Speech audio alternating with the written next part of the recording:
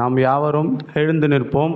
சங்கீதம் வாசிக்கும்படியாக கூட sister எபியா sister அவர்கள் வந்து சங்கீதம் வாசிப்பார். சங்கீதம் 7. 7ஆம் சங்கீதம் 1 முதல் கடைசி வரை மாறி மாறி வாசிப்போம். என் தேவனாகிய கர்த்தாவே, உம்மை நம்பியிருக்கிறேன்.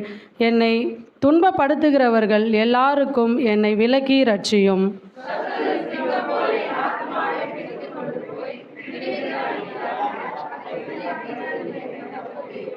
என் தேவனாகிய கர்த்தாவே, நான் இதை செய்ததும் என் கைகளில் நியாயக்கேடு இருக்கிறதும்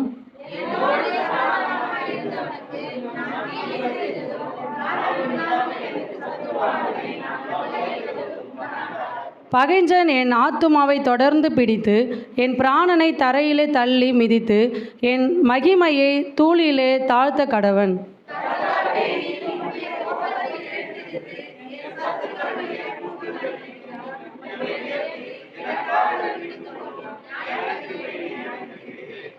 ஜனக்கூட்டம் உம்மை சூழ்ந்து கொள்ளும். அவர்களுக்காக திரும்பவும் உன்னதத்திற்கு எழுந்தருளும்.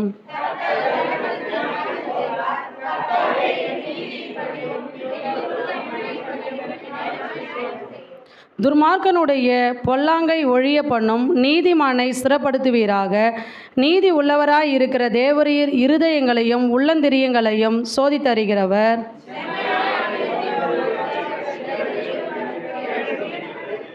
தேவன் நீதியுள்ள நியாயாதிபதி.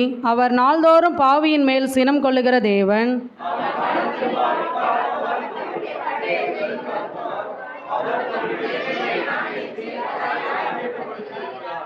அவனுக்கு மரண ஆயுதங்களை ஆயத்தம் பண்ணினார். தம்முடைய அம்புகளை அக்கினி அம்புகளாக்கினார்.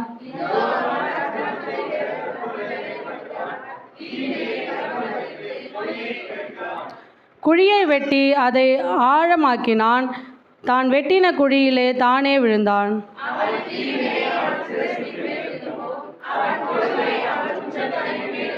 சேர்ந்து வாசிப்போம்.